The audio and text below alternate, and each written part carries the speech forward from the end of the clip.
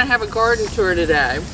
Visitors who tour Jefferson's home at Monticello are often surprised to learn of the president's lifelong passion for gardening. We're going to talk about Jefferson as a farmer, a scientist, an incredible landscape designer, and somebody who tried amazingly in our country to get agriculture going.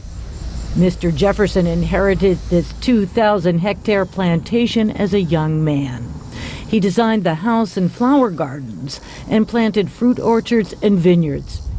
Peter Hatch is director of gardens and grounds at Monticello and is making his daily inspection of the 300-long-meter vegetable garden. This was a laboratory for Thomas Jefferson, an Ellis Island, if you will, of new and unusual plants that came literally from around the world. Jefferson documented the planting of 330 varieties of vegetables and 170 varieties of fruit in this garden.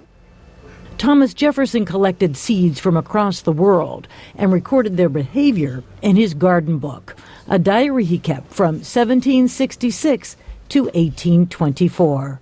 What Jefferson did was plant all these things that came from the tropics of America or from Africa and really expanded the palette.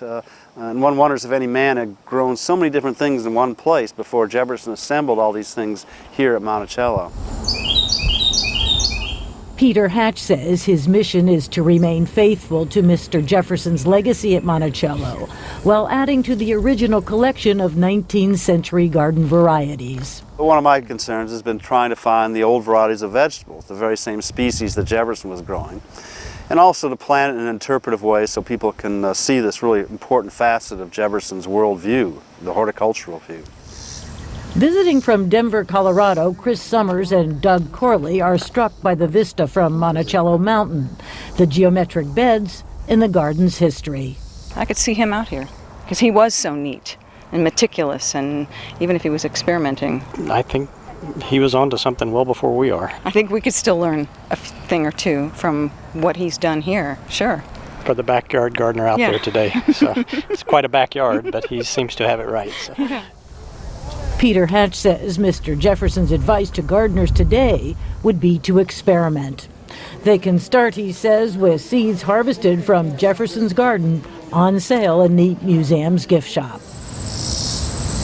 Roseanne Skirbel, VOA News, Monticello.